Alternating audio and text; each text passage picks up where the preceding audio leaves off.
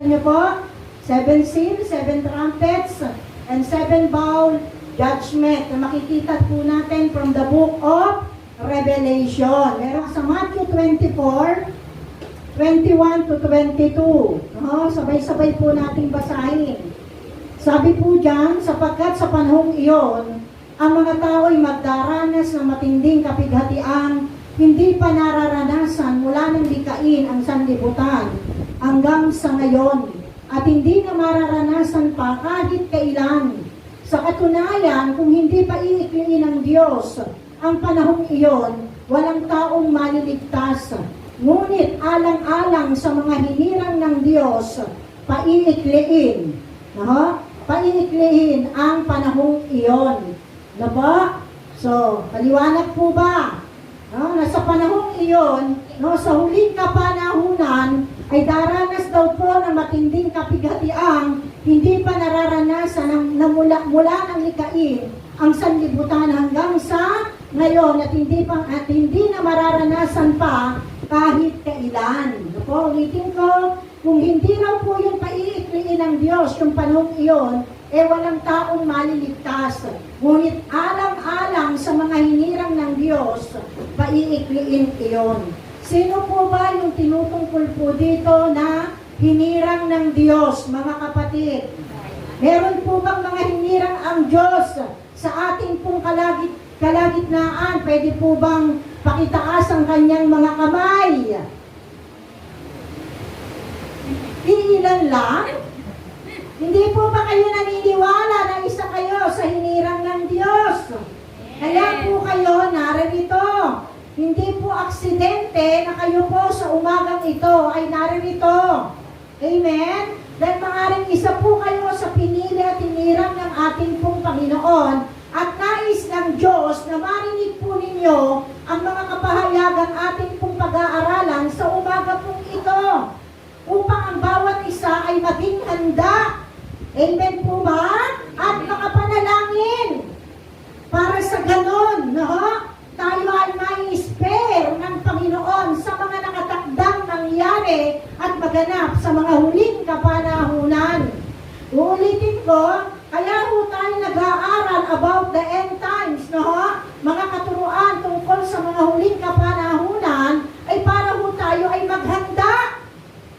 At hindi ho tayo mapasama sa mga daranas ng matinding kahirapan sa tinatawag na 7 years of tribulation. Nahahatiin sa dalawa, 3.5. Sa 3.5 tribulation, and then sa 3.5 great tribulation. Ibig sabihin, from bad to worse, patindi ng patindi.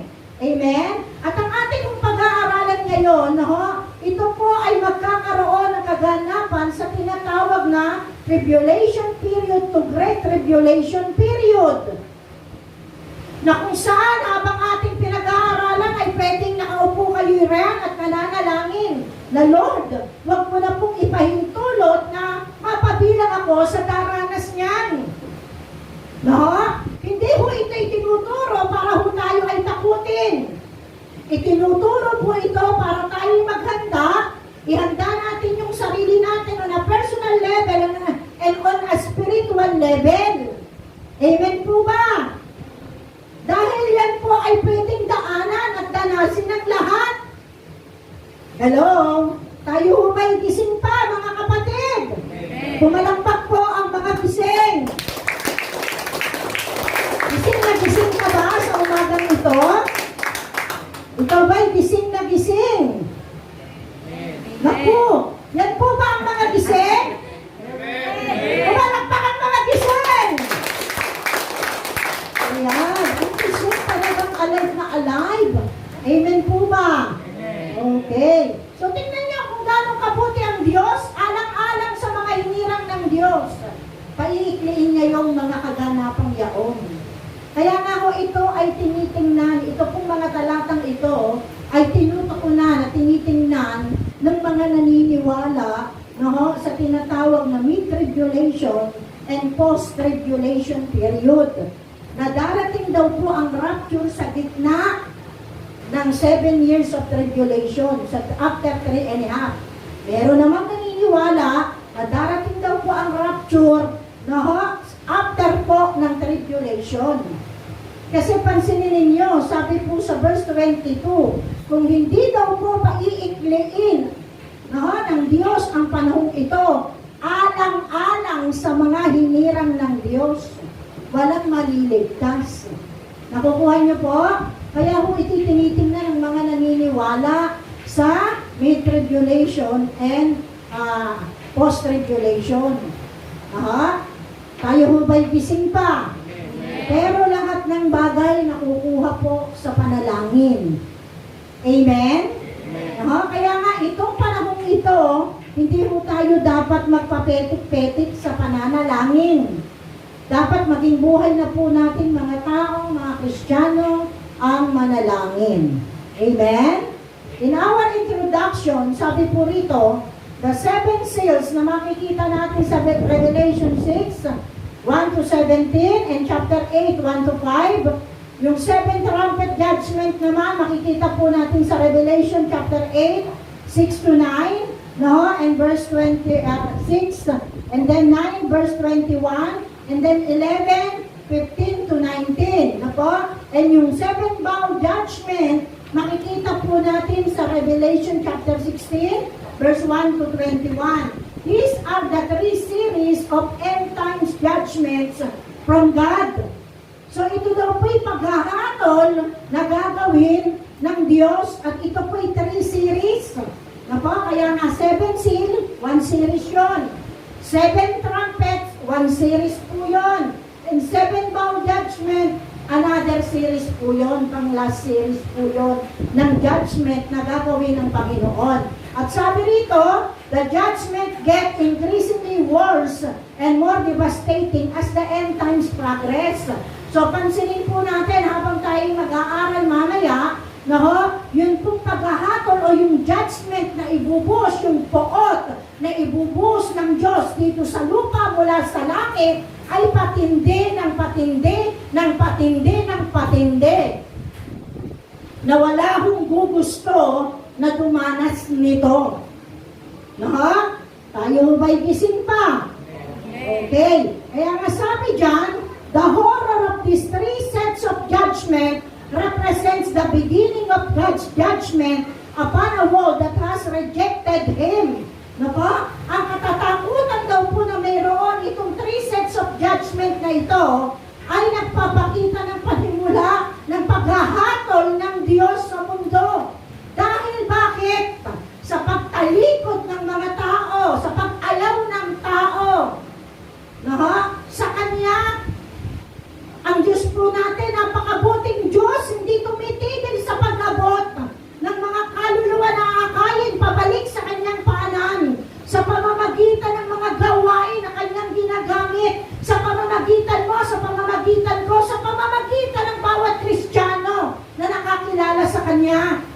Sukdulan nga po, na meron pinahintulot ang Panginoon na mamatay at muling mabuhay para lang ipakita na totoo ang langit, na totoo ang impyerno. Hello? Mga kapatid, nalakas po ba? Ba't parang humina po tayo? Praise God! Sabi po dyan, the 7 seals, trumpets, and bowls are connected to one another. Connected to one another po yung 3 series ng judgment na yan. Kasi makikita po natin dun sa 7 seal, yung pang-7 seal o selyo, pinapakita, ino-introduce po yung 7 trumpet judgment. At yung pang-7 na sa 7 trumpet judgment ay ini-introduce naman po itong tinatawag na 7 bowl judgment. So, kaya nga connected po yan to one another. Makikita niyo po yung 7 years na hati po sa gitna, first half of tribulation and the great tribulation. 3 and a half. Rapture muna. Kasi tayo, ang paniniwala po natin, kasi nga, pwedeng dalhin ang lahat ng bagay sa panalangin. Kasi ang sabi ng Panginoon, manalangin tayo para maka-escape tayo to this great horror na pwedeng mangyari sa mundo, na mangyayari talaga at magaganap. Kaya tayo po, naniniwala po tayo na mauna po ang rapture.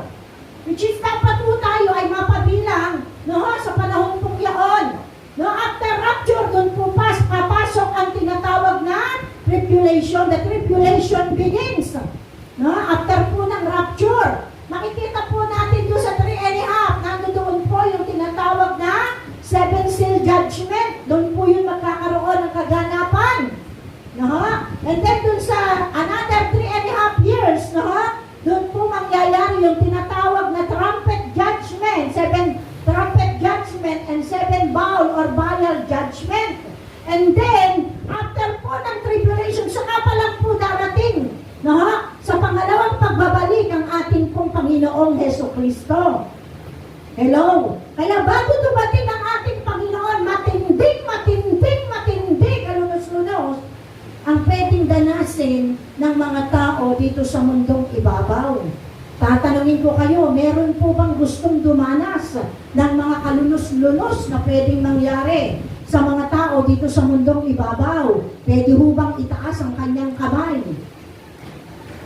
O wala pong magtatakas sa atin. Amen po ba? Dala tayo, ayaw natin itong danasin. Kung medyo malinaw sa inyo, ayan po nakalagay yung 7-7-7. Sabi po dyan sa Revelation chapter 5. Wala ka na ilagay yung Revelation chapter 5. Okay. Revelation chapter 5 po yan. Sabi po dyan, nakita ko sa kanang kamay ng nakaupo sa trono ang isang kasulatan na may sulat ang loob at labas at sinarhan ng 7 selyo. At nakita ko rin ang isang makapangyarihang anghel na nagtanong ng malakas, sino ang karapat-dapat na mag-alis sa mga selyo at magbukas sa kasulatan? Ngunit wala ni isa man, maging sa langit, maging sa lupa o sa ilalim ng lupa, na makapagbukas o makatingin sa nilalaman niyon. Buong kapaitan akong umiyak.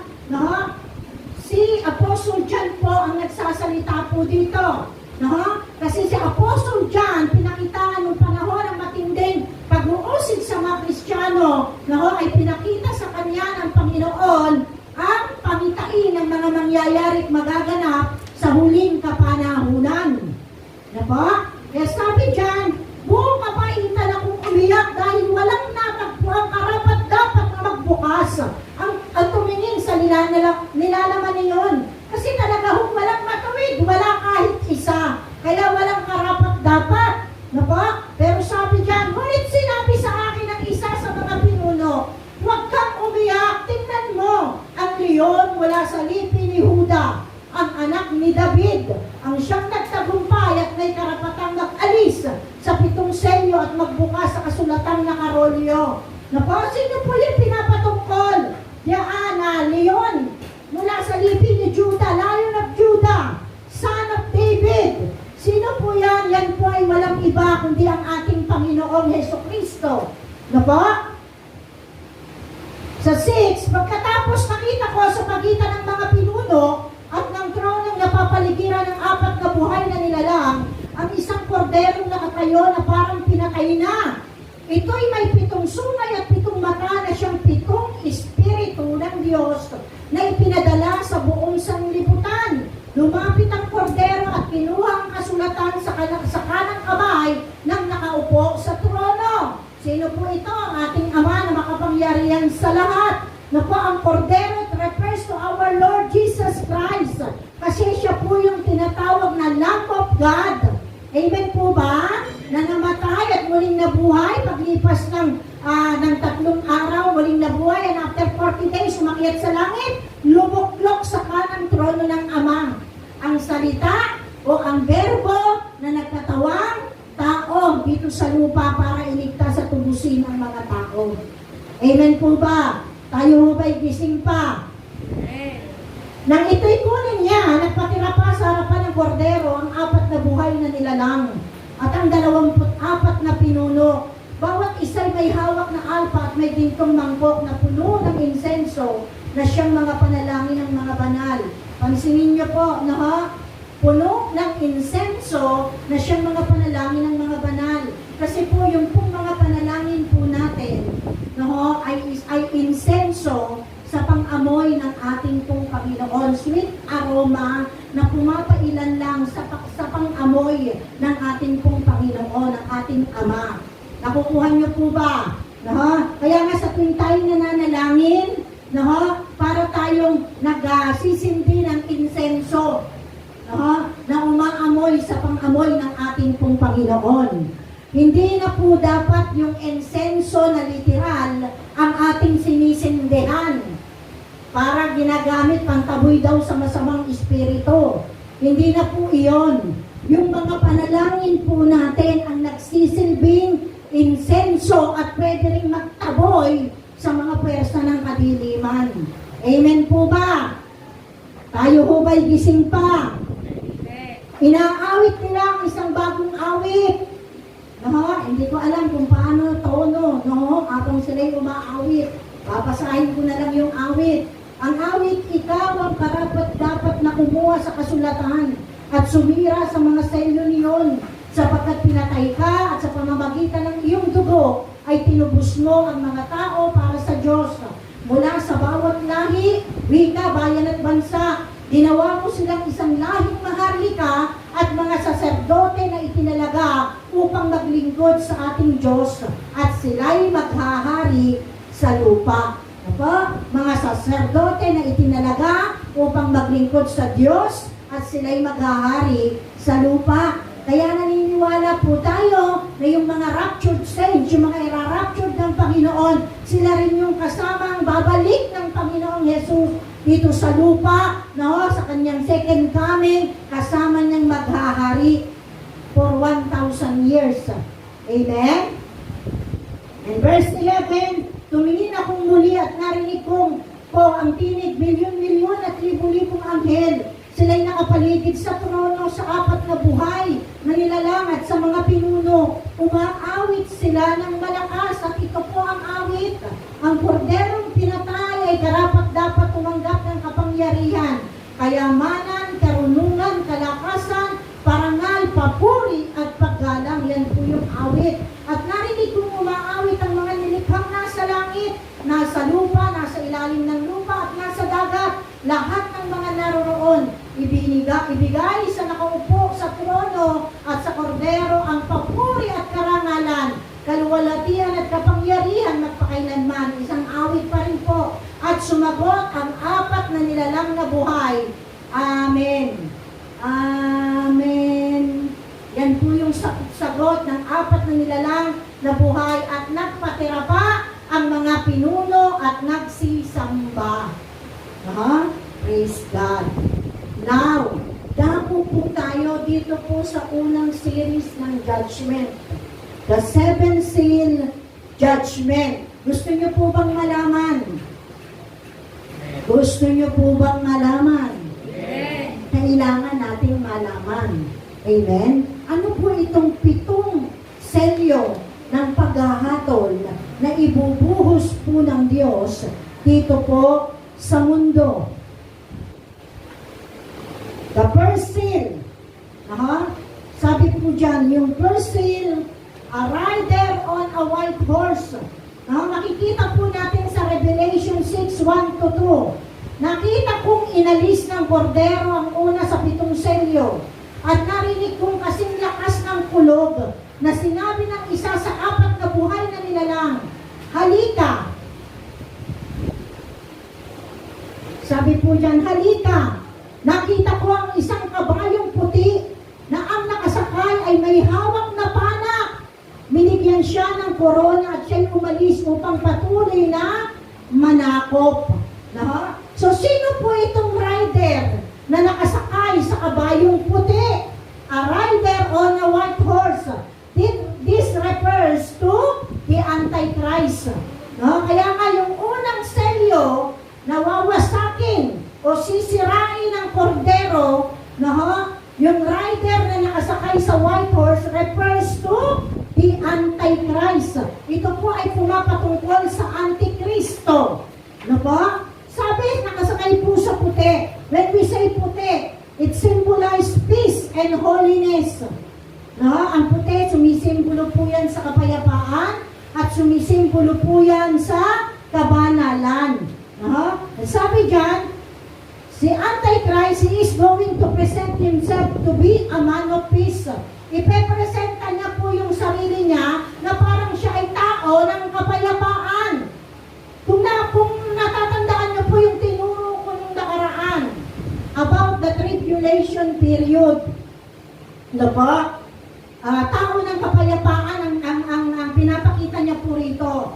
Pero nung itinuro ko po nung nakaraan about the Antichrist si Antikristo sa first 3.5, siya po ay great impostor. At sa susunod po na 3.5, i-reveal niya na po, ipapakita niya na po yung kanyang true nature. Yung kanyang tunay na kalikasan. Yung kanyang beastly character at yung kanyang beastly appearance. So dito makikita po natin, para po siyang man of peace. Parang ang taglay niya kapayapaan. Kasi siya nga po yung gagawa ng tinatawag na peace treaty. Kaya kapag nagkaroon na po ng tinatawag na peace treaty, siya po yung mamamagitan para sa kapayapaan sa pagitan ng bayang Israel at sa iba't ibang bansa na magkokonaybans laban sa Israel.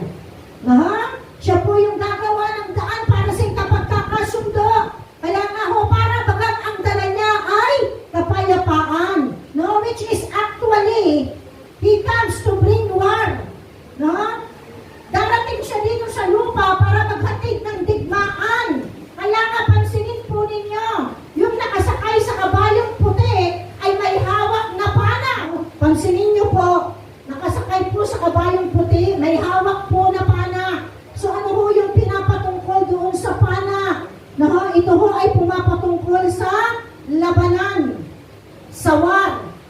Yung pana sa kanyang mga kamay. Binigyan siya ng corona at siya'y umalis upang patuloy na manakop. So, meron po siyang corona. Ano po yung corona? It refers to power and authority. Binigyan po siya ng kapangyarihan para manakop. Para magpasimula ng digmaan. Nakukuha po ba natin, mga kapatid? Yan ang first seal. Pangalawa, second seal. A rider on a red horse. Inalis ng kordero ang pangalawang selyo, sabi sa Revelation 6:3-4. Inalis ng kordero ang pangalawang selyo. At narinig kong sinabi ng pangalawang buhay na nilalang, halika, isa namang kabayong pula ang lumitaw na ang nakasakay ay binigyan ng kapangyarihang magpasimula ng digmaan sa lupa upang magpatayan ng mga tao. Binigyan siya ng isang malaking tabak. So sa second seal, ano po ang nangyayari? Magkakaroon po ng pagdanak ng dugo dahil sa digmaang nangyayari dito sa mundo. At ang dala po nitong rider on a red horse ay digmaan din. Symbolic of warfare. Symbolic of warfare and bloodshed. Siya po ay binigyan ng kapangyarihan para magpasimula po ng digmaan. Imagine niyo po, na sa panahon pong iyon, walang restriction ang pagpatay at ang digmaan. Nakuha niyo? Kasi binigyan po ng kapangyarihan. Kaya nga pwede kung ito ay pumapatungkol sa mga namumuno na kinasihan ng espiritu ni Satanas. Sa third seal po, yung pangatlong selyo, nasisirain ng kordero. A rider on a black horse. Ano po ang dala nito? Famine. Tagutom. Inalis ng kordero ang pangatlong selyo, sabi ng Revelation 6:5-6. At narinig kong sinabi ng pangatlong buhay na nilalang, halika, isang kabayong itim ang nakita ko at may hawak na timbangan ang nakasakay dito. May narinig akong parang isang tinig na nagmumula sa kinaroroonan ng 4 na buhay na nilalang na nagsabi, isang takal na trigo lamang ang mabibili ng sweldo sa maghapong trabaho at 3 takal na harina lamang ang mabibili sa ganun ding halaga. Ngunit huwag mong pinsala pinsalain ang langis ng olibo at ang alak. No po? So, sabi po dito, famine is the natural byproduct of war. Siyempre po, pag meron pong digmaan, ano po ang magiging resulta po nito? Wala hong makalabas. Walang makapaghanap buhay. Amen po ba? Ito po'y natural na digmaan na magaganap. No po? Siyempre, ano ang papasok? Nagutuman. Magkakaroon po ng matinding tagutom. No? Yung mga food supply. No po? Kasi may digmaan, may putukan. No po? Pwede ho yung masasalanta po yung mga pananim. No? Even yung pagbabiyahe ng mga food supply sa iba't ibang lugar, sa iba't ibang dako, ay maaantala o mapipigil. Amen po ba? No, walang makapunta sa palengke para mamili ng kanilang mga kakainin. Walang pwedeng pumunta sa grocery. Pwedeng sarado ang lahat ng pamilihan. Kaya nga magkakaroon po ng tinatawag na taggutom. Hello? Tayo ho ba'y gising pa? No? At sabi po dyan, no, ngunit huwag mong isang takal na trigo lamang ang mabibili ng sweldo sa maghapong trabaho at 3 takal na hari na lamang mabibili sa ganun ding halaga. Ngunit huwag mong pinsalain ang langis ng olibo at ang alak.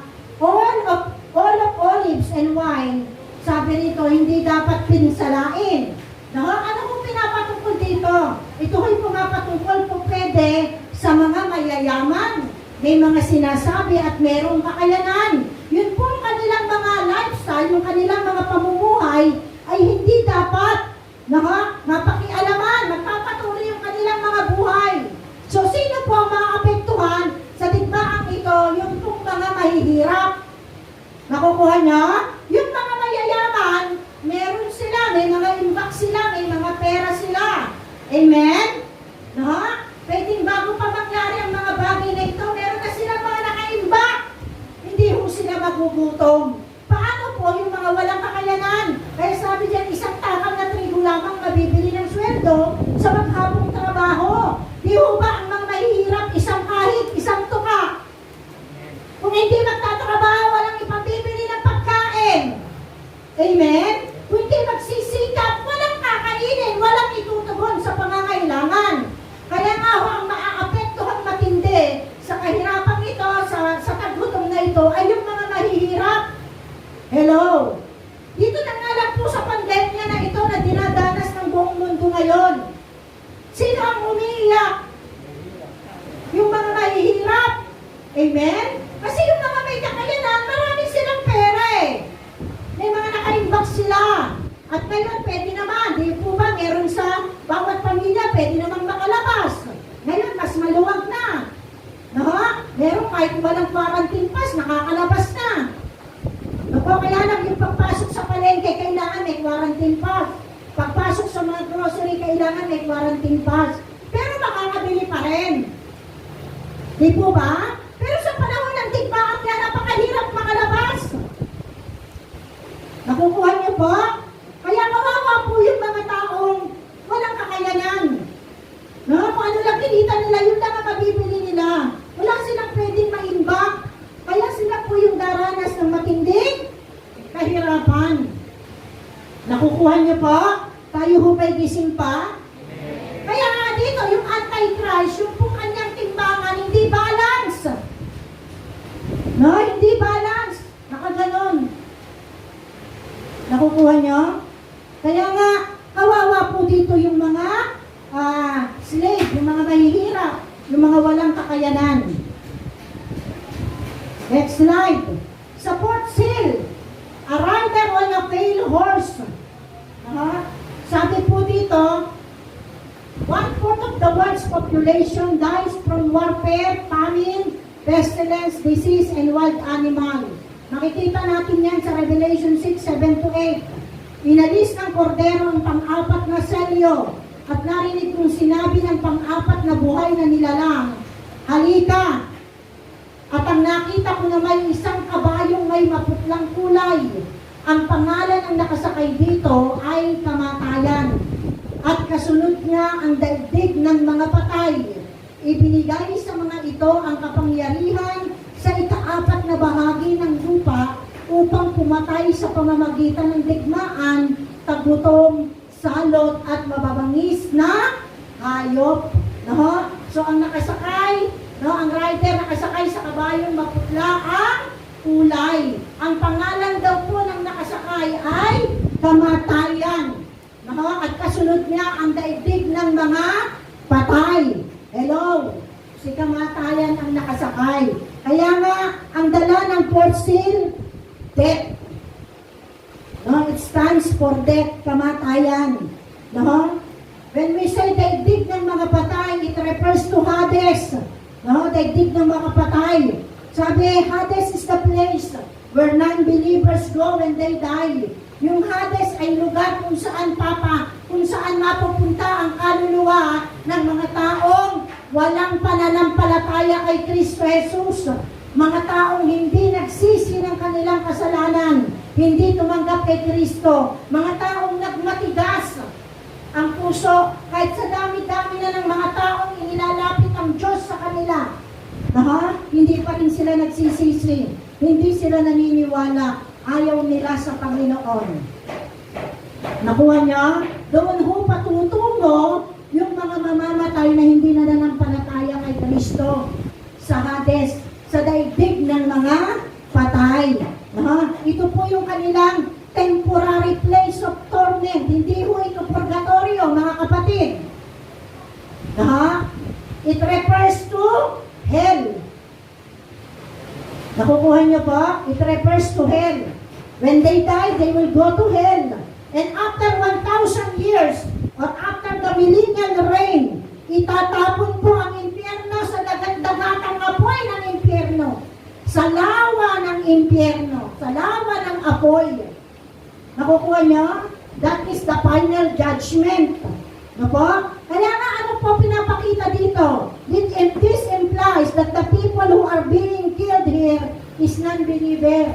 Hindi humana ng palataya, non-believer. Not Christian. So dito po, sa tinatawag na fourth seal, ang target po dito ay mga non-believer. Sila po yung tutugisin ni kamatayan at dadali ng kaluluwa sa impyerno. Nakukuha niyo po, tayo ho ba'y gising pa? Amen. Yan, kaya nga ho napakahirap. Kung tayo ay wala sa Panginoon, pwedeng makasama dyan. Nakukuha niyo? Sa fourth seal. Sa fifth seal naman po, ito ho ay iba sa mga nauna. Ano ho ang makikita po dito sa Revelation 6:9-11? Inalis ng kordero ang panlimang selyo at nakita ko sa ilalim ng dambana ang mga kaluluwa ng mga pinatay. So, souls under the altar. Mga kaluluwa ng mga pinatay dahil sa salita ng Diyos at dahil sa matapat na pagsaksi nila rito. Sila po yung mga martyred Christian. Those who were martyred for the sake of Christ. Ito po yung makikita kapag sinira ng kordero, yung pong panglimang tatak. Sabi rito, sila ay pinatay dahil sa kanilang katapatan sa pagsaksi sa ating pong Panginoon. So pwedeng mga kasama po dito, yun pong mga disipulo, yung mga nauna pong mga Kristiyano. Yung mga disipulong mga nauna bago pa po tayo. Hello? And even hanggang sa ating mga kapanahunan, yung mga namartir, yung mga namatay, alang-alang, sa pagpapatutuon nila tungkol sa ating pong Panginoong Jesucristo. At sabi sa verse 10, ubos lakas silang sumigaw, O Panginoong, makapangyarihan, banal at tapat, wag na po ninyong patagalin ang paghatol at pagpaparusa sa mga taong pumatay sa amin. So ano po makikita natin dyan? Sumisigaw sila sa Panginoon, umiiyak sila, at humihingi sila ng katarungan sa pagpatay na ginawa sa kanila. Nakuha niya? Binigyan ng puting kasuotan ng bawat isa sa kanila. ng kaunti pang panahon. Hanggang sa mabuo ang bilang ng kanilang mga kapatid at kasamahan sa paglilingkod kay Kristo na papatayin din tulad nila. Tingin po kayo mga kapatid. Binigyan ng puting kasuotan ng bawat isa sa kanila at sinabi sa kanilang magpahinga ng kaunti pang panahon hanggang sa mabuo ang bilang ng kanilang mga kapatid at kasamahan sa paglilingkod kay Kristo na papatayin din tulad nila. Isa rin po ito sa tinitingnan ng mga naniniwala sa tinatawag na mid-tribulation and post-tribulation. Pansinin po ninyo, meron pa pong mga papatayin sa huling panahon for the sake of Jesus Christ. Magiging mga martyr, mga Kristiyano na nagpapatotoo kay Kristo. So hanggang hindi nakukumpleto ang bilang, nakukuha nyo, sila po ay pinagpapahinga pa ng kaunti panahon sa piling ng ating pong Panginoon. Amen po ba? Tayo po ba'y gising pa? Okay. So sabi po dyan, the fifth seal judgment, this judgment is different from the fourth. Yung mga nauna. With many Christians now under heavy persecution. Dito makikita po natin yung mga Kristiyano na talagang dumanas ng matinding persecution. Sabi po ng 2 Timothy chapter 3 verse 12, everyone who wants to live a godly life in union with Christ Jesus will be persecuted. Talagang daranas po ng pag-uusig. Yung mga naghahangad na mamuhay ng matuwid, yung mga naghahangad na mamuhay kasama si Kristo alang-alang sa pagsunod sa ating pong Panginoong Jesucristo, meron po talagang kalakip na pag-uusig. Pero wala tayong dapat ikatakot. Amen po ba? Ano gusto natin? Walang pag-uusig pero mapapahamak naman tayo sa impyerno. Daranas naman tayo ng mga ganitong matinding kahirapan na darating sa mundo. Di ba halina? Amen po ba? Basta kasama natin si Jesus. Ang buhay na ito, itong buhay natin ito, hanggang dito lang to sa lupa. Nung katawan natin, hanggang dito lang to. Ang importante yung pupuntahan ng ating kaluluwa. Amen po ba?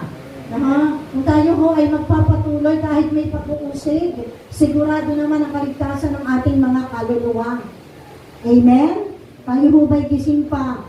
So this seal judgment deals with the Christ of the martyrs who are now living in heaven with God. Pwede ho ito yung mga raptured saints, yung mga ni-raptured ng ating pong Panginoon, na dumanas na mga matitinding pag-uusig. Okay. Sa 6 seal po, makikita po natin dyan, people are gripped with fear and hide for safety in caves. Ano po yung kanilang daranasin? Natural or physical calamities. Tingnan po natin yung sabi sa Revelation 6:12-17. At inalis ng kordero ang pang-anim na selyo. Lumindol ng malakas. Ang araw ay nangitim na parang damit na panluksa. At ang buwan ay naging kasing pula ng dugo. Nalaglag mula sa langit ang mga bituin, parang mga bubot na bunga ng igos kapag binabayo ng malakas na hangin. Naglaho ang langit na parang kasulatang inirolyo at nawala sa kanilang dating kinalalagyan ang mga bundok at mga pulo. Nagtago sa mga yungib na bato ang mga hari sa lupa, ang mga gobernador, ang mga pinuno ng hukbo, ang mayayaman, ang makapangyarihan at lahat ng tao, alipin man o malaya, at sinabi nila sa mga bundok at sa mga bato, tabunan ninyo kami para makupli kami sa mukha ng nakaupo sa trono at makaiwas sa puot ng kordero, sapagkat dumating na ang balagim na araw ng pagbubuhos nila ng kanilang puot at sino ang makatatagal. Hello? So ito, sabi dito, this verse says that when the kings of the earth see the event unfold, yung pong mga nauna po, dun sa mula first seal hanggang sa fifth seal hanggang fourth seal. No po? Nakita po ito ng mga hari, ng mga namumuno sa bawat bansa. Nahayag po ito at nalantad po sa kanila. At nakita nila, hindi na ito pangkaraniwan. Hindi na ito nagkataon lang. Gawa na ito ng Diyos. Kaya sila po ay napasok na po ng takot. Kasi tingnan ninyo, yung hirap patindi po ng patindi. Kaya nga sabi rito, pwede po, kung pag-aaralan po natin ito, yung sinasabi po dito na nalaglag mula sa langit ang mga bituin, para mga bubat na bunga ng igos, pwede po yung natural, literal, na magkakaroon po ng tinatawag ng meteor activity. Pwede po talaga babagsak ang mga bituin mula sa langit. Pero pwede rin po it-refers dun sa mga matataas, sa mga namumuno. Tingnan nyo, naglaho ang langit na parang kasulatang inirolot na wala sa kanilang dating kinalalagyan ang mga bundok at mga pulo. Pwede po yan pumapatungkol, kaya isinunod po yung verse 15. Pwede yan pumapatungkol sa mga hari sa lupa all over the world, sa mga gobernador all over the world, sa mga pinuno ng hukbo all over the world, sa mga mayayaman, makapangyarihan at sa lahat ng tao, alipin man o malaya. Amen? So anong gagawin nila? Mapapasok po sila ng takot kasi pwede nilang sabihin, after all this, pwedeng tayo naman ang isunod. Tayo naman ang atakihin ng Diyos. Tayo naman ang atakihin ng nakaupo sa trono na ang mukha ay nagliliwanag. Nakuha niyo? Kaya sa takot nila, nagkubli sila. Nagkubli sila sa mga bundok at mga bato. Nang sabi nila sa mga bato at mga bundok, tabunan sila. Para makaiwas sila sa puot ng nakaupo sa trono at sa puot ng kordero. Nakukuha niyo po? Sapagkat dumating na daw po ang malagim na pagbubuhos nila ng kanilang puot. Hello? At sino daw po ang makatatagal? Lobat na po.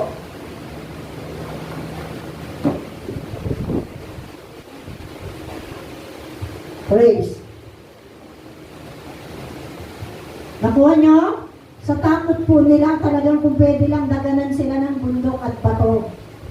Para pag sila ang tinugis ng Diyos, pwede silang makaiwas sa kanilang palagay.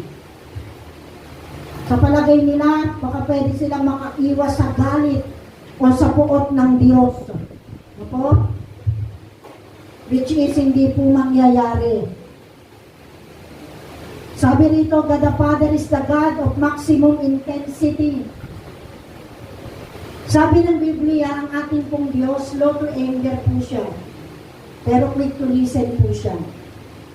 Madali siyang magalit, quick to listen siya, madali siyang magpatawad. Pero sabi nga, dahil sa kasalanan ng tao, ibubuhos niya na po sa panahong yaon yung matindi niyang galit at puot sa tao na hindi pa nararanasan kailan pa man. Especially yung mga namuno ng liko, yung mga korap na namumuno, yung namuhay, ayon sa takbo ng mundo, naging makasarili. Laging pansariling agenda ang kanilang gusto at iniibig. Sabi nga, lahat merong hangganan. Merong panahon ng pagsusulit. Amen? Akala natin na mamayagpag ang masama, pero may panahon. Merong panahon ng pagsusulit sa Diyos. Pananagutan po natin ang lahat ng ating mga gawa at kung paano tayo namuhay dito sa mundong ibabaw. Kaya nga habang tayo nabubuhay, itama na natin ang dapat nating itama. Ituwid na natin ang dapat nating ituwid. Gawin na natin yung dapat nating gawin. Dahil baka mamaya, bukas, huli na. Ayaw naman nating mapabilang sa mga daranas niya. Amen po ba? At sa pagpitong tatak, nasisirain po ng kordero. Sabi po dyan, when the Lamb opened the seventh seal, there was silence in heaven for about half an hour. Nagkaroon po ng matinding katahimikan sa kalangitan sa loob po ng kalahating oras. Sabi po dyan, the judgment that lead up to the close of the tribulation are now visible in the scroll and are so severe that a solemn silence falls upon all of heaven. Nagkaroon po ng matinding katahimikan, parang magwawakas na. No po? Yan pong puot ng Diyos. Pero alam niyo po yan, magwawakas lang yan doon sa unang series. Papasok na naman po sa mas matinding puot, matinding series ng judgment. Kaya nga sabi dyan, the seventh seal obviously introduces the next series of judgment. Makikita po natin yan sa Pahayag 8:1-2. Nang alisin ng kordero ang ikapitong selyo, naghari sa langit ang katahimikan sa loob ng halos kalahating oras. Pagkatapos nito'y nakita ko ang 7 anghel na nakatayo sa harapan ng Diyos at binigyan ng trompeta ang bawat isa sa kanila. Diyan po, kaya nga connected. Yung sa pang 7 seal judgment connected to the 7 trumpet judgment. So papasok po yung 7 pa na matindi, na daranasin, puot na daranasin ng tao ng sangkatauhan dito sa mundong ibabaw. At doon sa oras na yun ng katahimikan, or half hour, nagkaroon po, doon po pumasok yung tinatawag na yung pagtatatak sa 144,000. Tatatakan po at seselyuhan yung 144,000 na mga Israelita o mga Jew. Nakuha niyo po, mga kapatid, tayo mo ba'y gising pa? Pumalakpak nga po ang mga gising. Kasi po kayo ay tulog na. Medyo mahaba po ito, mga kapatid. Ibukas niyo lang po yung inyong pandinig. Huwag po kayong mainit. Kailangan niyo po itong mapakinggan. Alam niyo po, kahit saan kayo pumunta ngayon, halos lahat po ng teaching about end times na po. Kasi inihahanda na po tayo, mga kapatid. Okay. So, pasok po tayo. So, yung 7 seal judgment ay pagpapakilala sa papasok na panibagong paghahatol. The 7 trumpet judgment. Now, pasok po tayo sa first trumpet judgment. Ano po ito? Hail and fire with blood. 1/3 of the earth's vegetation is destroyed. Makikita po natin sa Revelation 8:7. Hinipa ng unang anghel ang kanyang trompeta at mula ng yelo at apoy na may kahalong dugo, nasunog ang 3 bahagi ng lupa, ang 3 bahagi ng mga punong kahoy at lahat ng sariwang damo. So, nung hipan po ng anghel, ang unang trompeta, umulan po ng yelo at apoy na may kahalong dugo. Yung yelo. Nakakita na po ba kayo ng mga buo-buong yelo? Na pwedeng bumuta sa ulo. Siguro mas malalaki pa. Sa panahon pong iyan. Umulan ng yelo at apoy na may kahalong dugo. Ano ho ang nangyari? Ano ang naging bunga? Nasunog po yung 3 bahagi ng lupa. Kaya yung 3 bahagi ng mga punong kahoy at lahat ng sariwang damo, mga pananiman, ay nasira. Yan po yung sa unang trumpet. Kaya papasok na naman po dyan ang pagputol. Sa second trumpet, nung hipan po ng anghel ang 2 trompeta, sabi po dyan, hinipan ng 2 anghel ang kanyang trompeta at bumagsak sa dagat ang isang parang malaking bundok na nasusunog. Naging dugo ang 3 bahagi ng dagat. Namatay ang 3 bahagi ng mga nilalang na naroon at nawasa ang 3 bahagi ng mga sasakyang dagat. Tingnan po ninyo. 1/3 of the sea becomes blood. Yung 3 bahagi ng dagat naging dugo. Yung ikatlong bahagi nung mga hayop namatay. At yung mga ikatlong bahagi ng mga sasakyang pandagat, yung mga ship, mga barko, nasira. Hello. Yan po yung mangyayari. Nakuha niya?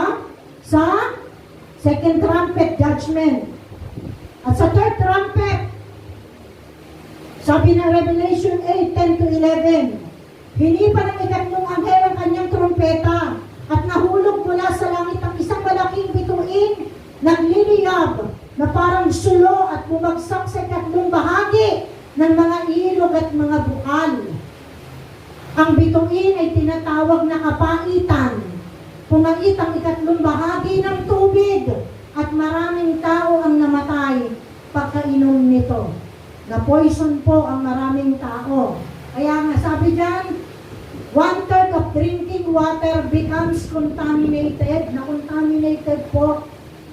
Yung ikatlong bahagi. All over the world po yan, mga kapatid. Hindi po yan sa Pilipinas lang. All over the world. Yung ikatlong bahagi, na mga iniinom ng tubig ng mga tao na contaminate, marami pong na poison, marami pong namatay. Yan.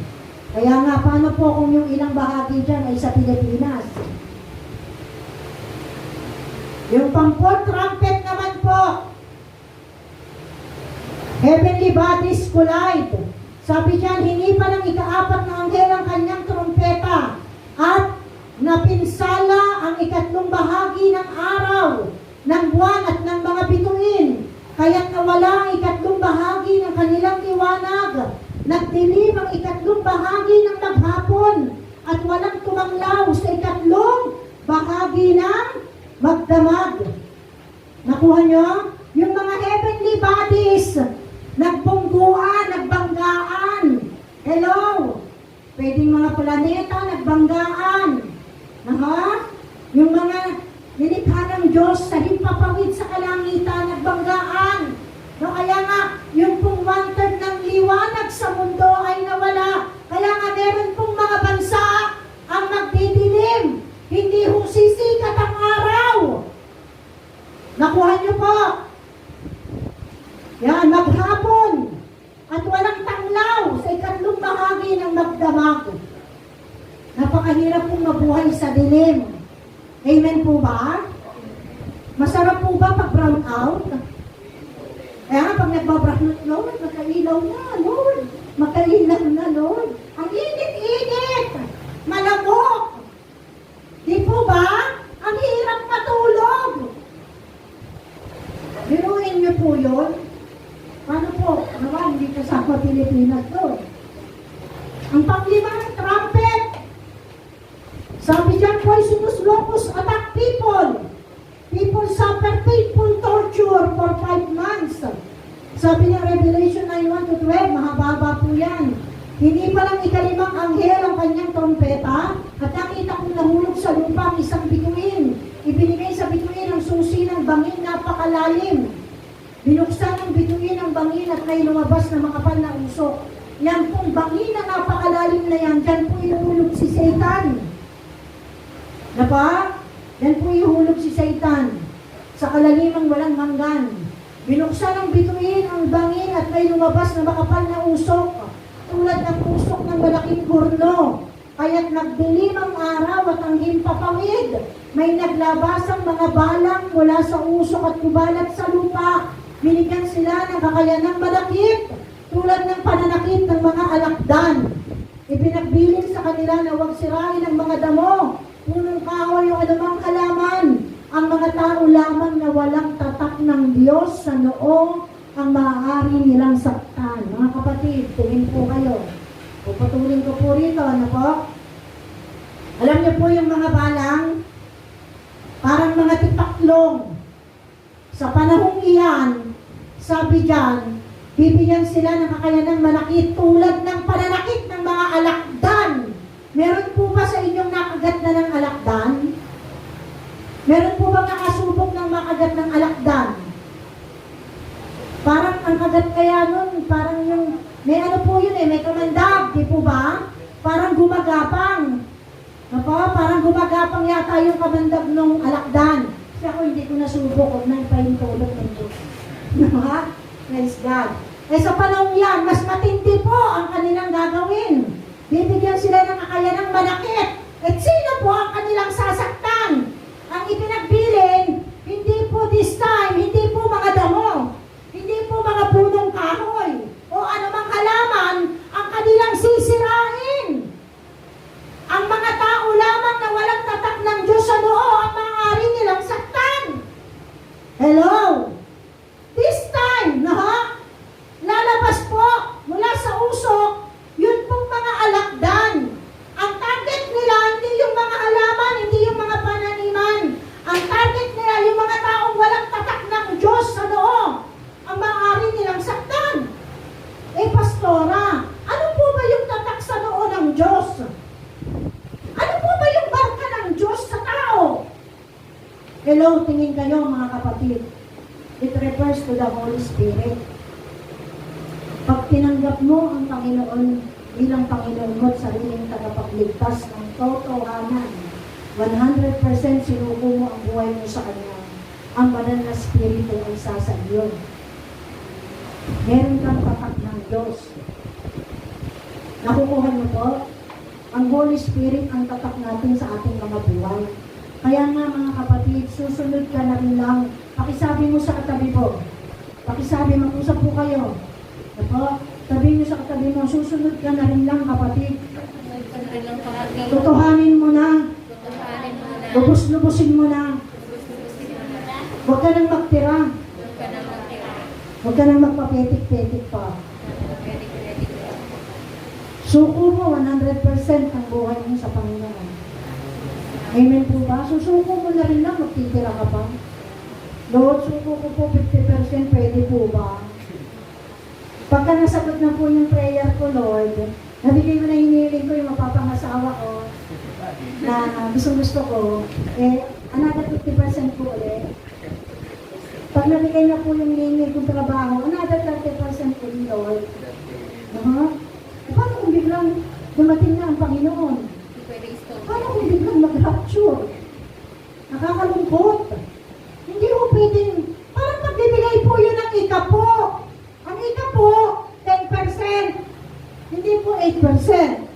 Hindi po 5%. Hindi 3%. Hindi 7%. 10% na mga natatanggap po natin. Amen? Hindi naman 100% ang hinihingi eh. 10% lang. Eh, Pastora, nagbigay naman po ako eh. Nagbigay. Talaga kapatid, praise God. 10%. Pastora. 5% lang po. O sa palagay nyo, nagbigay ba kayo? Ikapupo ba yun? Hindi. Parang buhay. Parang yung pagsusuko ng buhay sa Panginoon. Huwag ka na magtira. Magsusuko ka na rin lang eh. Lubos-lubusin mo na. Amen? At dun sa mga taong tunay na nagsusuko ng buhay sa Panginoon, ang tatak ng Espiritu Santo, ang Espiritu Santo ay sa Kanya. Amen po ba? Tayo po ba'y gising pa? Kaya kung gusto po natin ng tatak sa loob ng Diyos, suko mo totohanan ng buhay mo sa Diyos. Kaya nga kung pag-aaralan mo, bakit yung tagal-tagal ko nang pinag-prepare yung baptism of the Holy Spirit? Bakit hindi pa bumababa? Pag-aralan natin yung sarili natin. 100% ba sinuko na natin yung buhay natin sa Panginoon? Pag hindi pa 100%, baka kaya. Pero pag sinuko mo 100%, huwag kang magtira. Makikita mo, hindi marami kang Diyos. Hindi niya ipagkakait ang Spirit niya sa'yo. Amen? Kasi mahal tayo ng Panginoon. Amen po ba? Praise God. Kaya nga para hindi tayo matarget ng balang, kailangan may tatak tayo sa noo ng Diyos. Amen? Yung kanyang banal na Spiritu. Hindi pinahintulutan ng mga balang na patayin ang mga taong ito. Hindi naman sila papatayin. Kundi pahirapan lamang sa loob ng 5 buwan.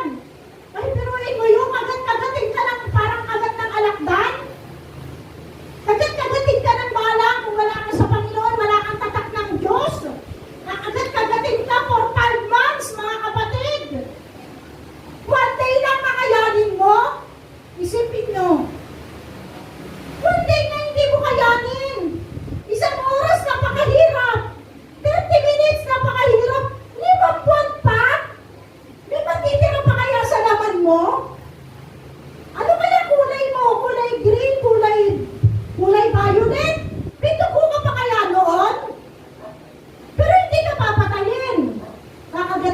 ka lang ng balang, parang kagat ng alakdan.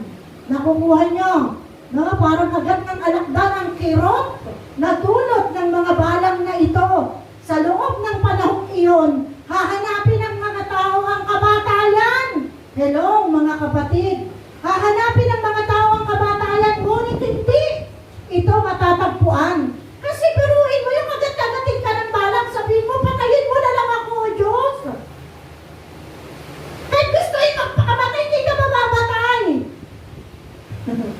Nakukuha niyo? Nanaisin nila ang kamatayan, ngunit lalayuan sila nito. Hello? Ganun katindi po yun. Kaya wag na po nating nasahin pa. Hello? Tingnan nyo, ang mga balang ay parang mga kabayong handa na sa pakikipagtigba. Sila'y may putong na parang koronang ginto at parang mukha ng tao ang kanilang mukha, parang buhok ng babae ang kanilang buhok, at parang ngipin ng leon ang kanilang mga ngipin. Natatakba ng mga baluting bakal ang kanilang dibdib at ang pagaspas ng kanilang pakpak ay parang dagundong ng mga karawahing hila ng mga kabayong lulusob sa labanan. Ang dami nila. Sila ay may buntot na may tulis gaya ng sa alakdan. Nasa buntot nila ang kapangyarihang manakit ng mga tao sa loob ng 5 buwan. Ang pinuno nila yung anghel ng bantay sa bangin, napakalalim. Ang kanyang pangalan sa wikang Hebreo ay Abaddon, at sa wikang Griego ay Apollyon. Kaya huwag kayong magpapangalan ng Abaddon at Apollyon. Nakaraan na ang unang lagim. 2 pa ang darating. Diyos ko, yun lang, hindi mo na kayamin. Ito ba? Meron pa. Pang 6th trumpet. Napa? 200 million horsemen attack. 1/3 of mankind is killed. Tingnan nyo sa Revelation 9:13. Hinipa ng ika-6 na anghel ang kanyang trompeta, at nakarinig ako ng tinig mula sa mga sulok ng gintong dambana na nasa harapan ng Diyos. Iniutos nito sa anghel na may trompeta. Alagad mo ang 4 na anghel na nakagapo sa tabi ng malaking ilog Euphrates, at pinalaya ang 4 na anghel upang patayin nila ang 3 bahagi ng sangkatauhan. Talagang inihanda sila para sa oras, araw, buwan at taong ito. Sinabi sa akin na ang bilang ng hukbong nakakabayo ay 200 milyon. Hello? Ito po'y mga kasundaluhan ng mga bansang magkukunaibans, 10 nation, na aatake po sa bayan ng Israel. Hello? Nakukuha nyo? So 200 million horsemen po ito, na kung saan binigyan po silang kayanan at kapangyarihan para patayin yung 1/3 ng sangkatauhan, 3 bahagi ng sangkatauhan. Nakukuha nyo po ba? Kaya nga hindi ka mamamatay kung hindi ka dun sa panahon na yon. Nakukuha nyo? Okay, pang 7th trumpet. This last, Revelation 11:15-19. Sabi po dyan, this last and final trumpet judgment is the final war. However, it is not really a judgment per se. In this judgment, we are shown that heaven is beginning to rejoice because they know the end is very near. They are rejoicing because God has been releasing His wrath on a sinful world, and He is starting to take His vengeance. Hinipan, tingnan po ninyo hinipan ng 7 anghel ang kanyang trompeta, at mula sa langit ay malalakas na tinig na nagsabi, ang paghahari sa sanlibutan ay inilipat na kay Kristo na ating Panginoon. Maghahari siya magpakailanman, at ang 24 na matatandang nakaupo sa kanilang trono sa harapan ng Diyos ay nagpatira pa at sumamba sa Kanya. Sinabi nila, Panginoong Diyos na makapangyarihan sa lahat, Diyos ng kasalukuyan at ng nakaraan, nagpapasalamat kami na ginamit mo ang iyong walang hanggang kapangyarihan at nagpasimula ka ng maghari. Nagngingit-ngit ang mga di kumikilala sa iyo dahil dumating na ang panahon ng iyong puot, ang paghatol sa mga patay at pagbibigay ng gantimpala sa mga propetang lingkod mo at sa iyong mga hinirang. sa lahat ng may takot sa inyo, dakila man o hamak. Panahon na upang lipulin mo ang mga sumira sa sanlibutan. Alam niyo po, timing this time, kung pag-aaralan niyo po yan, diyan naman po mangyayari po itong tinatawag na the marriage supper of the Lamb. Ay, judgment seat of Christ. No po? Tingnan niyo po, sabi diyan, dahil dumating na ang panahon ng ipuot ang paghatol sa mga patay at pagbibigay ng gantimpala sa mga propetang lingkod mo at sa iyong mga hinirang sa lahat ng may takot sa iyo, dakila man o ama. Habang nangyayari yan dito sa lupa, sa langit naman po, sa mga niraptured ng Panginoon, ito hong tinatawag na judgment seat of Christ. Sa kanila, hindi po hatol para itapon sila sa dagat-dagatang apoy ng impyerno. Idadaan sila sa apoy yung kanilang mga gawa, hindi sila. Diba? So para malaman kung anong gantimpala, mayroon po sila. At dito naman sa lupa nagaganap po yan, yung mga judgment na yan. Sabi dyan, panahon na upang lipulin mo ang mga sumira sa sanlibutan. Nakita nyo? Dito nagbubunyi po yung mga sumunod sa ating Panginoon. Dahil bakit? Sabi niya, Diyos na makapangyarihan sa lahat, Diyos ng kasalukuyan. Nagpapasalamat kami na ginamit mo ang iyong walang hanggang kapangyarihan at nagpasimula ka ng maghari. Pero after po niyan, na po ang kasunod niyan, another series na naman po ng matinding puot, pagbubuhos ng puot ng Diyos. Diyan po papasok ang tinatawag na 7 bowl of judgment. Gusto niyo pa po bang mapakinggan? Amen. Gusto niyo pa po bang mapakinggan? Amen. Nakikita ninyo, patindi po ng patindi, di po ba? Yan. Kaya napakahirap po yung danasin. So sabi dyan, ano po itong 7 bowl judgment na ito? The 7 bowl judgment, there is now one more set of 7 judgment God will release before the battle of Armageddon is set up and Jesus returns back to us for the second time. So bago po mangyari yung battle of Armageddon, bago po mangyari yung pangalawang, kasi battle of Armageddon muna, bago po babalik ang Panginoon sa pangalawang pagbabalik. Pero bago pa po yan, ito muna pong 7 bowl judgment ang magaganap sa tribulation, sa Great Tribulation period. Yan po yung sa series, sa ano na po yan, sa period na po yan ng Great Tribulation period. Doon sa susunod na 3.5.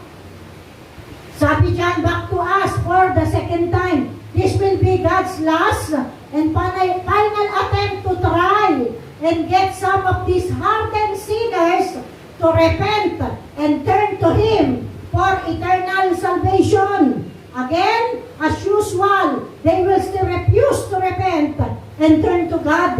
Tingnan ninyo, bakit pinitulong ng Diyos itong pitong puot na ito? Para ang mga tao magsisi pa rin sa kanilang pagkakasala. Makita nila yung sarili nila, makita nila na kailangan nila ng Diyos. Pero still then, tingnan po ninyo, again, as usual, they will still refuse to repent and turn to God.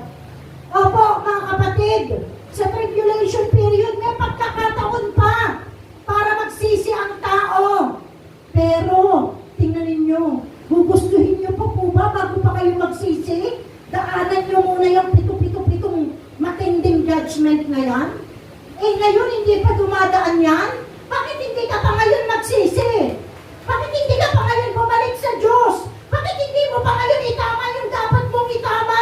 Bakit hindi mo pa ngayon gawin yung dapat mong gawin? Bakit maghihintay ka pa ng tribulation period? May pagkakataon ka pa, oo. Pero napakahirap na yan. Sabi ko nga nung itinuro ko yung tribulation, nga po, maaaring oo, meron pa. Eh dito nga yan yung pangalan po. No po, may dinadaanan lang po tayo sa buhay natin, wala lang tayong pambayad sa mga bayarin natin, iniwan lang tayo ng boyfriend natin, ng girlfriend natin, hindi tayo sinagot. Hindi natin nakuha yung matagal na nating pinapanalangin na trabaho. Hindi sinasagot ng Diyos yung matagal na nating pinagpe-pray, nagtatampo tayo sa Diyos.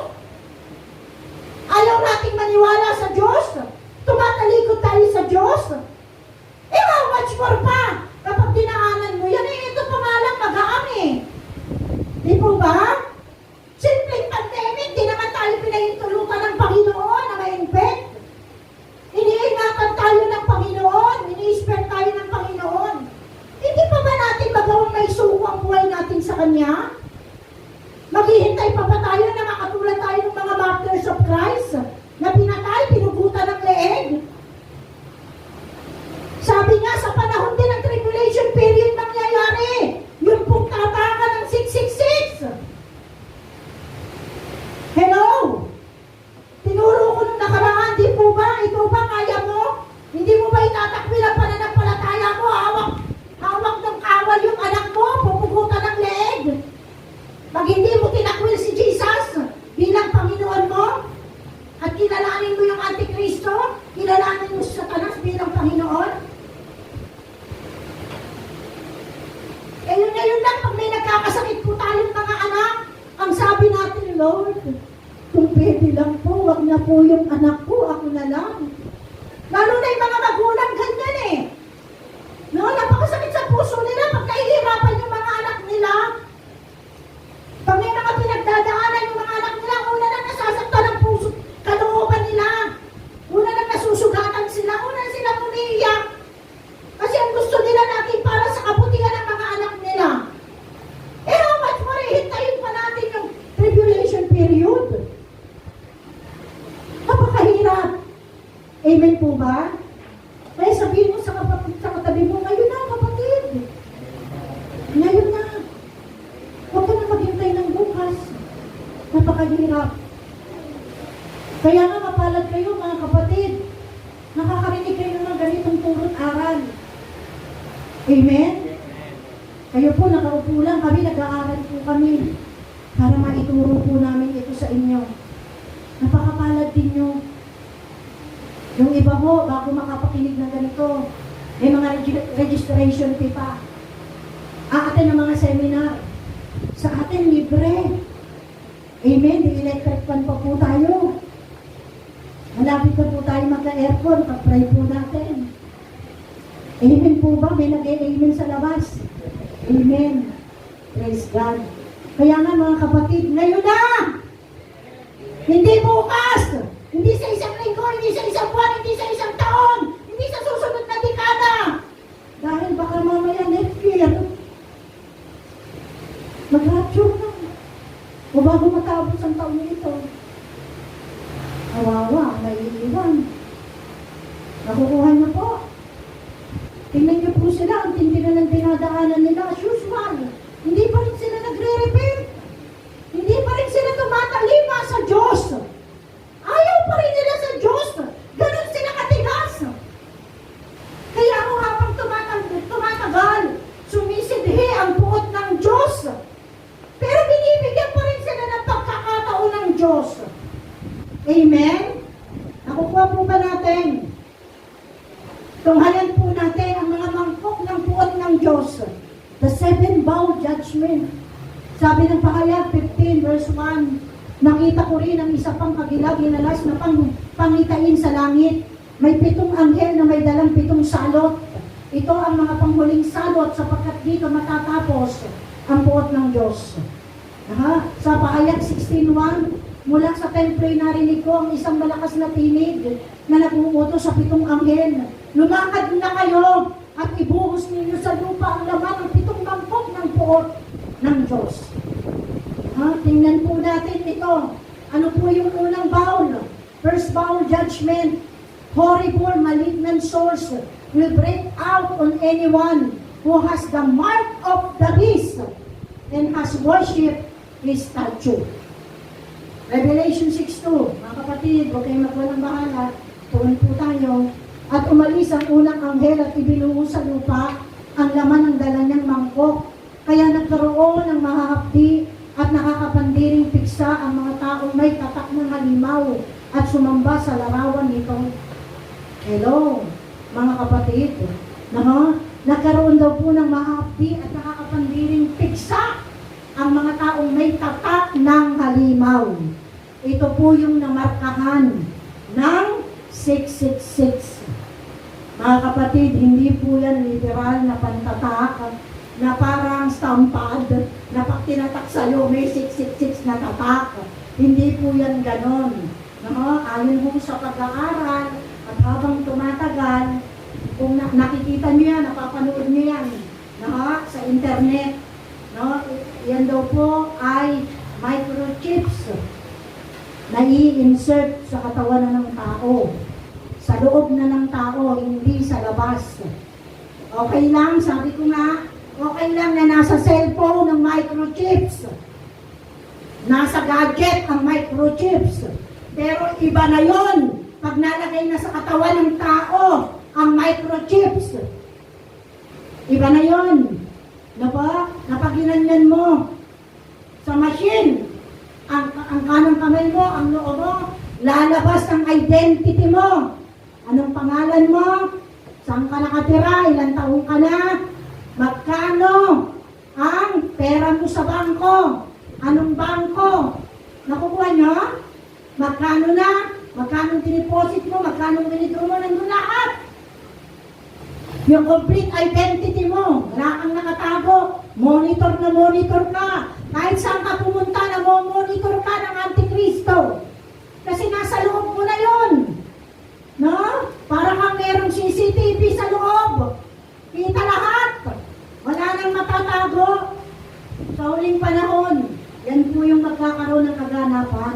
At tingnan ninyo, ang dadalihin po niyan, mahapdi at nakapandiring piksang yan, yung mga taong may tatak ng halimaw. Bago katatakan niya, kailangan i-delay mo muna si Kristo.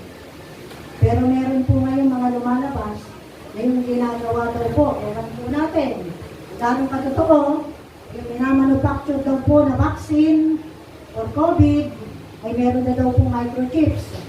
Hindi po natin alam. Pero sa akin, ang pagkaunawa ko, bago ka matatakan niya, kailangan itataligan mo yung pananampalataya mo kay Kristo.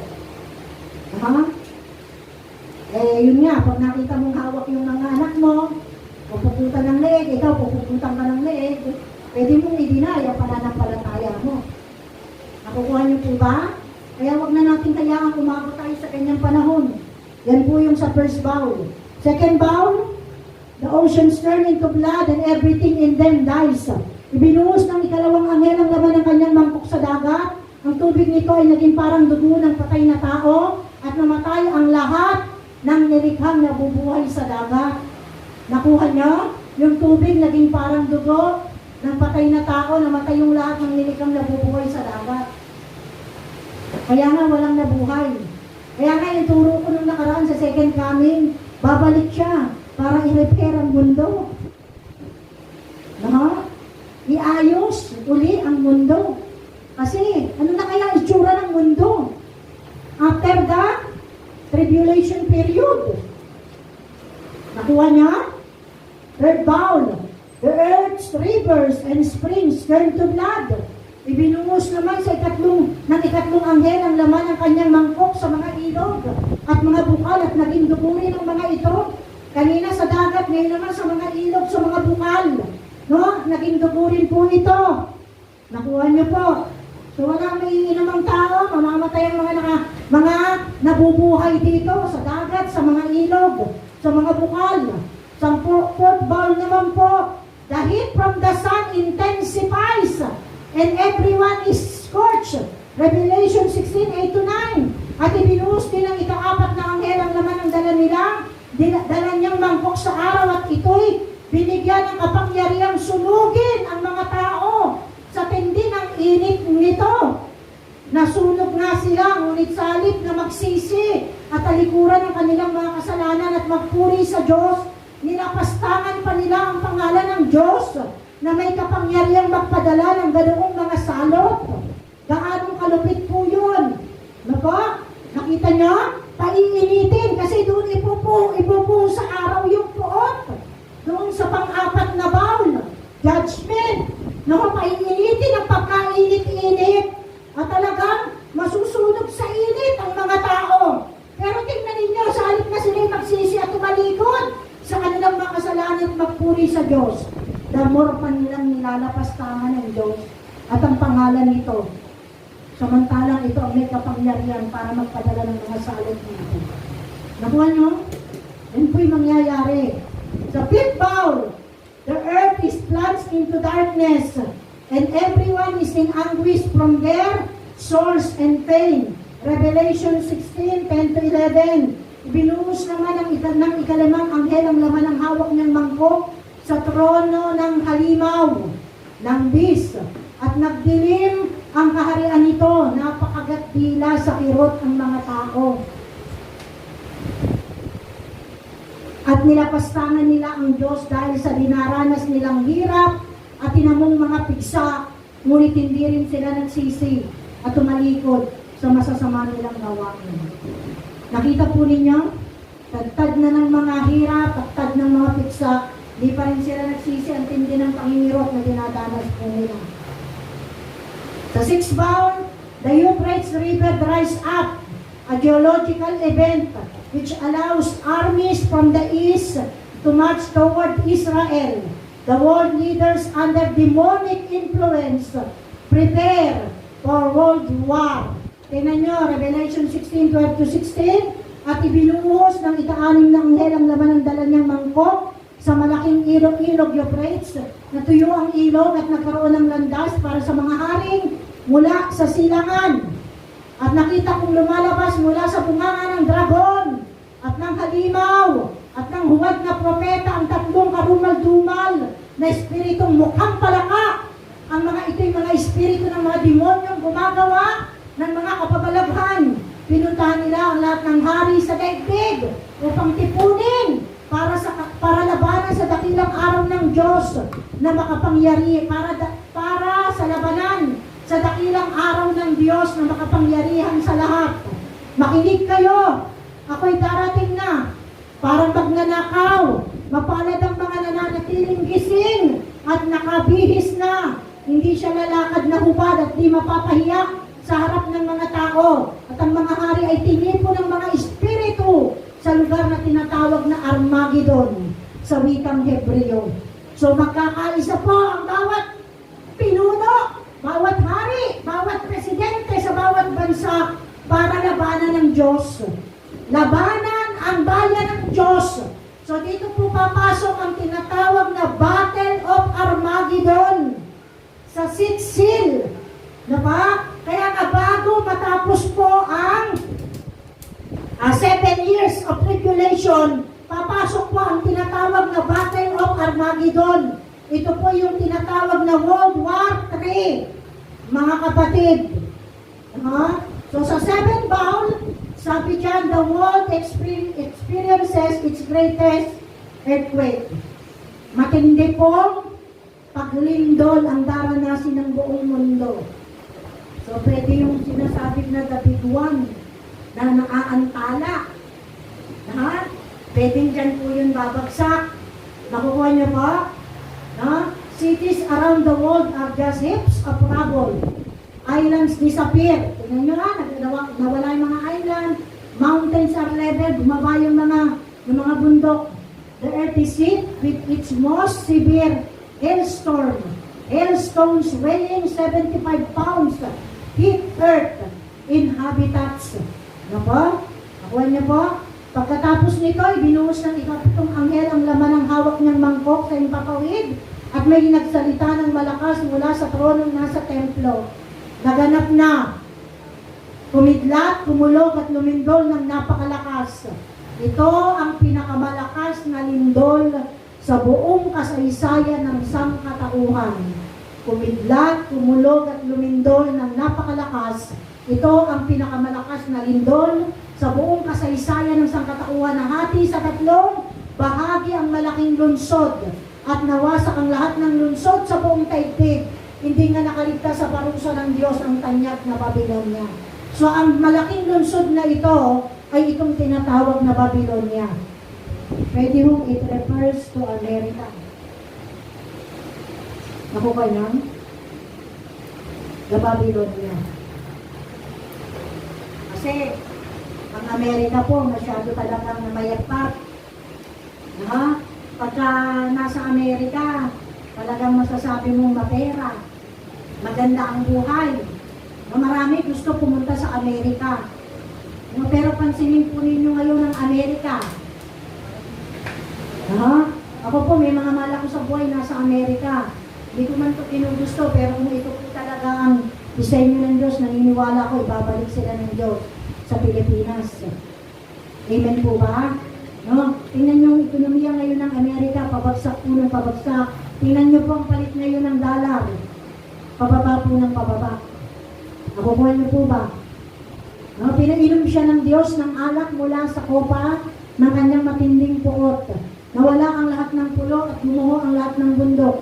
Mula ng malalaking tipok ng yelo na tumitimbang ng halos 50 kilo, bawat isa, at nabagsakan ng mga tao at nilapastangan ng mga tao ang Diyos dahil sa nakapangingilabot na salot na dinaranas nila. Nakuha niyo po? So yan po yung sa 7 seal. Daranas po sila ng matinding lindol. Daranas po sila ng kulog, kidlat, napakalakas na lindol all over the world. Nakuha nyo at babagsak po ang Babylonia. Kaya nga mga kapatid, sabi po ng Luke 21:34-36, ang paalala po sa atin, mga kapatid, ang katakawan, paglalasing at kabalisan sa buhay na ito ay alisin ninyo sa inyong isip. Mag-ingat kayo at baka bigla kayong abutan ng araw na iyon. Katulad ng isang bitag, sapagkat darating ang araw na iyon sa lahat ng tao. Kaya maging handa kayo sa lahat ng oras. Lagi ninyong igalangin na magkaroon kayo ng kalakasan upang makaligtas sa lahat ng mangyayaring ito at makaharap kayo sa anak ng tao. Nabuhay nyo? Ang katawkawan, paglalasing at kabalisan sa buhay na ito ay alisin ninyo sa inyong isip. Pwede ho yung paglalasing literal o pwedeng kalasingan sa takbo ng mundo. Kalasingan sa layaw ng mundo at sa layaw ng sarili. Sa lust of the flesh, lust of the eyes, and pride of life. Nakukuha niyo po? Alisin daw natin yan sa ating mga isip. At mag-ingat po tayo. Dahil baka biglang dumating daw po ang araw na ito na tulad ng isang bitag. Baka mapasama tayo sa bitag. Darating daw yung araw na yun sa lahat ng tao, whether we like it or not. Kaya nga maging handa tayo sa lahat ng oras. Kaya nga itinuturo ito para maging handa tayo sa lahat ng oras. At ang sabi sa atin, lagi tayong manalangin. Lagi tayong manalangin na magkaroon tayo ng kalakasan upang makaligtas sa lahat ng mangyayaring ito at makaharap tayo sa anak ng tao sa kanyang pangalawang pagbabalik. Amen? Walang bagay na hindi nakukuha sa panalangin, mga kapatid. Amen? Pwede natin ipanalangin na makaspare tayo sa mga bagay na ito. Na huwag na tayong ipahintulot ng Diyos na dumanas pa nito. Pwede rin natin ipanalangin, Lord, pwede po ba mauna nang mag-rapture bago pa dumating ang mga panahon ito ng matinding tribulasyon, matinding kahirapan, para hindi na namin iganasin maging ng aming mga mahal sa buhay. Amen? Walang bagay na hindi nakukuha sa panalangin, mga kapatid.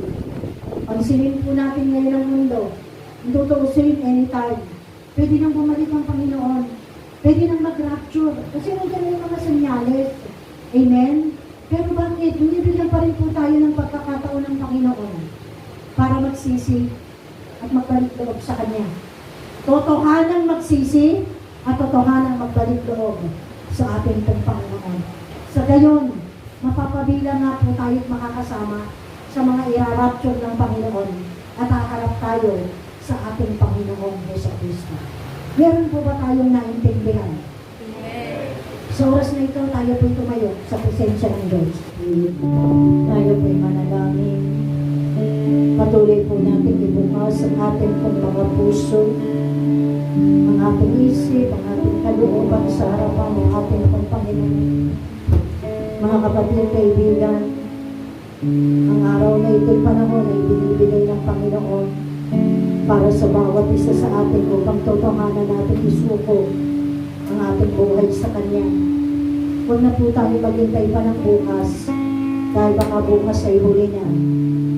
Samantalahin po natin ang araw na ito na ibinibigay ng Panginoon sa bawat isa. Magkaroon po tayo ng individual na pananalangin sa harapan ng Diyos mo. Humingi po tayo ng tawad sa Diyos sa lahat ng kasalanan, sa lahat ng mga pagkukulang at pagpapabaya at panlalamig na ating pong nagawa ng mga nakakaraan ng ating pong mga buhay. Mga panahon na nagpaisip-isip po tayo sa ating pagsunod, sa ating paglilingkod sa Kanya. Mga panahon na hindi po tayo naging seryoso sa ating pagmamahal sa ating pong Panginoon. Suko po natin lahat ng inire-reveal ng Lord sa atin ngayon. Lahat ng alam mong nagawa mo sa harapan ng Panginoon. Kahit yung mga nagawa mo sa kapwa mo.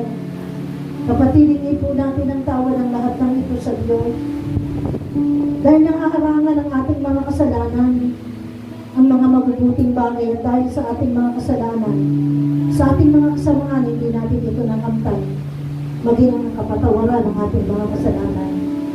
Sabi ng salita ng Diyos, magpatawa daw po tayo upang tayo patawarin. Dahil hindi tayo patatawarin ng Diyos kung hindi tayo marunong magpatawar. Kung mayroon lang pong mga nakagawa ng mali, kasalanan sa ating mga buhay, gaano man po ito katindi, gaano man ito kababaw, gaano man ito kalaki. Kapatid, kaibigan, huwag mong hayaan nang hindi pagpapatawad ay maging dahilan para ibulit ka nito sa kapahamakan at maranasan mo ang matinding kahirapan sa panahon ng pagbubuhos ng Diyos ng puot dito sa sanlibutan.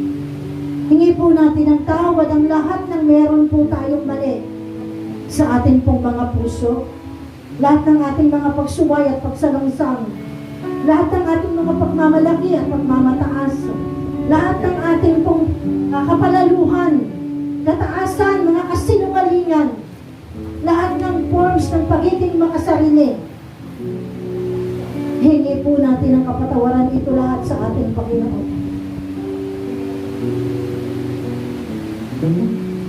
Kahit po yung mga kasalanan po natin sa ating kapwa, sa ating mga magulang, sa ating mga anak, sa ating mga kapatid, sa ating mga kapatid kay Kristo Jesus, sa ating mga kapitbahay, maging yung mga binabato po natin sa mga namumuno sa ating bayan, yung lahat ng meron po sa ating puso na alam natin hindi kalugod-lugod sa harapan ng Diyos.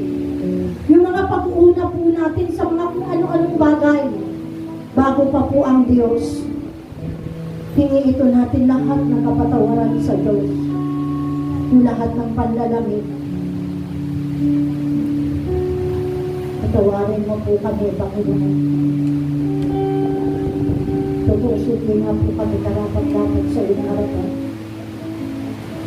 Pero ganun pa man, Panginoon, patuloy po namin binababa ang aming sarili sa iyong harapan. Humingi po kami ng kapatawaran sa lahat ng kasalanan. Karumihan, kalikuan at kamali ang nakikita niyo po ngayon sa aming mga buhay. Patawarin mo po kami sa lahat ng forms na kataasan, kasinungalingan, kapalaluhan, Panginoon, pag-iimbot, Lord, nakikita mo sa buhay namin. Pride of life, lust of the flesh, lust of the eyes, O God. Forgive us all, Lord. Patawarin mo po kami, Panginoon, mali sa mga kasalanang nagawa namin sa aming kapwa, O God. Hindi po kami naging isang mabuti at magandang halimbawa sa aming kapwa, kundi kami naging makinang na ilaw ng sanlibutan at hindi kami naging maalat na asin ng sanlibutan ito, Panginoong patawad po. Kung hindi po kami nakaganap ng mainam sa mga tungkulin na ipinagkatiwala mo po sa amin, patawad. Kung masyado po namin minahal ang aming mga sarili, masyado po namin tinungunan ang aming mga sarili, patawarin mo po kami, Panginoon. Sa lahat ng pagsuway, patawarin mo kami. Sa lahat ng forms ng kalikuan, kamalian, Panginoon, karumihan, na nakikita niyo po ngayon sa buhay ng bawat isa, patawarin mo po kami pare-pareho. Hinihiling namin ngayon, hugasan mo po kami ng banal mong dugo na nabubo doon sa krus ng Kalbaryo sa kapagpapatawad ng aming mga kasalanan. Sabi ng salita mo, kung walang pagbubudang dugo, ay walang kapatawaran ng kasalanan. Pero salamat, binigay mo yung sarili mo nabubo ang dugo mo para kami mapatawad at malinis sa lahat ng aming pagkakasala. Kaya sa oras na ito, Lord, inaangkin namin ang kapatawaran ng aming mga kasalanan. Sabi mo, kung ipapahayag namin ang aming mga kasalanan, ikaw naman ay tapat at banal na kami patatawarin at nilinisin sa lahat ng aming kalikuan, sapagkat ikaw ay matuwid. Inaangkin po namin, Lord, ang kapatawaran, ang kompletong kapatawaran ng aming mga kasalanan noon, ngayon, at magpakailanman, Father God, in the name of Jesus. Sa oras na ito, mga kapatid, bukas natin yung ating mga puso sa Panginoon. Ang ating Panginoon ay nakatayo sa labas ng pintuan ng ating mga puso at tumutok-tok. Kung diringgin, ninuman ang kanyang tinig at siya'y pagbubuksan ng pinto, siya'y papasok. Siya'y makakasalo nila sa pagkailan. Buksan niyo po ng bukas na bukas ang inyong puso sa Panginoon. Totally ibuhos niyo lahat sa Panginoon. Totally ibukas niyo lahat sa Kanya. Huwag po kayong magreserba. Papasukin niyo siya ngayon sa puso ninyo. Tanggapin niyo siya bilang Panginoon ninyo at sariling tagapagligtas ng inyong mga buhay. Sabihin niyo sa Panginoon, tinatanggap kita. Pinapapasok kita bilang aking Panginoon at tagapagligtas ng buhay ko mula sa oras na ito at magpakailanman ng aking buhay. Ikaw na ang aking Panginoon. Ikaw na ang aking tagapagligtas. Mula sa oras na ito, ako ay iyong tulungan. Bigyan ng sapat na lakas at kapangyarihan para makapamuhay lamang ng naaayon sa iyong dakilang kalooban. At ang samo ko, Panginoon, huwag mo pong ipagkait sa akin ang pagbaba ng kapangyarihan ng iyong banal na Espiritu sa aking buhay. Tatakan mo po ang aking noo ng iyong pangalan. Markahan mo po ako ng iyong Espiritu Santo, O God.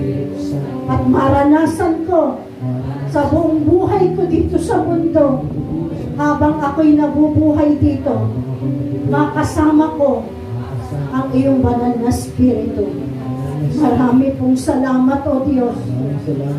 Ito po ang aking panalangin sa pangalan ni Jesus. Amen. Ako na lamang pong mananalangin. Panginoon, ang dalangin nga po namin, O Diyos, katulad sa aming mga pinag-aralan kanina pa lamang, ayaw po namin, Panginoon, na kami mapasama at mapabilang sa mga daranas ng pagbuhos mo ng matinding puot dito sa sanlibutan at sa sangkatauhan. Kaya ang samo po namin noon, ikaw naman ang nagsabi na ipanalangin namin, Panginoon, na kami ay maka-escape, O God, into this great horror, O Lord, into this greatest horror, O Lord, na dadaanan, Panginoon, ng mga maiiwan ng sanlibutan at ng sangkatauhan. Kaya ngayon pa lang, Lord, pinapanalangin po namin, huwag muna kaming ipahintulot pa na makasama sa mga daranas nito. Ang samo po namin, O Diyos, mauna ng hapong dumating at mangyari ang tinatawag na rapture, O Lord. At kami ay makasama at mapabilang sa ipagsasama mo sa iyong piling, Panginoon, at sa babalik, O God, sa iyong muling pagbabalik para maghari kasama mo, Panginoon, dito sa lupa, sa loob ng 1,000 taon, O God. Panginoon, pagpalain niyo po ang buhay ng bawat isa. Mula sa araw na ito, Panginoon, tulungan mong maging maingat, tulungan mong maging mapagbantay, at laging maghanda ang buhay ng bawat isa upang anytime dumating ang rapture, Panginoon, kasama nga po kami, Father God, in the name of Jesus, Lord. Tulungan mo po ang aking mga kapatid. Kung meron ng mga problema at mga pagsubok na pinagdaraanan. Panginoon, ang sabi mo, hindi mo kami pahihintulot sa mga pagsubok na hindi namin makakayanan. Bagkus sa pagdating ng pagsubok, bibigyan mo kami ng kalakasan, kapangyarihan, upang ito'y malagpasan. Kaya, O Diyos, ang mga pagsubok na ito ay hindi magiging dahilan para hindi magpatuloy ang inyong mga anak at hindi manatiling tapat hanggang sa iyong muling pagbabalik, O God. Salamat po, Panginoon, pakaingatan niyo po ang buhay ng bawat isa. I-preserva niyo po ang kaligtasan na kanilang natanggap, O Lord. Sa iyohan mo sila ng kapangyarihan mo, Panginoon, at pagpalain ng lubos sa bawat araw ng kanilang mga buhay. Ang pangako mo, hindi kami iiwan, ipababayaan man. Maranasan nga po namin lagi sa tuwi-tuwi na ang iyong pagsama sa bawat araw, sa bawat oras, minuto at segundo ng aming mga buhay. Patuloy mo kaming igabay, Panginoon, at patnubayan. At tulungan mo kami, Lord, na laging maging matalino, lagi naming malaman kung sino ang sino at ang alin at walang sino man sa iyong mga anak, Panginoon, ang makapapasok sa bitag ng kaaway. Panginoon, pagpalain niyo po ang buhay ng bawat isa at patuloy kang kumatagpo, patuloy kang magpala, patuloy kang magpalakas, Panginoon. Ilagay mo po ang iyong mga anak sa iyong mapagpalang kamay. Dahil ang sino man nasa kamay mo, walang mapapahamak, walang makakaagaw sino man, at walang makapipigil sa iyong ginagawa at gagawin pa sa buhay nila ng mga nasa kamay mo. Marami pong salamat, pinagkakatiwala ko sila sa inyo ng lubusan. Tanggapin mo po, Diyos, ang lahat ng karangalan, kaluwalhatian, pasasalamat, dakilaan, at pagsamba sa natatangi pong pangalan ng aming Panginoong Jesus. Lahat ng mga anak ng Diyos na makakasama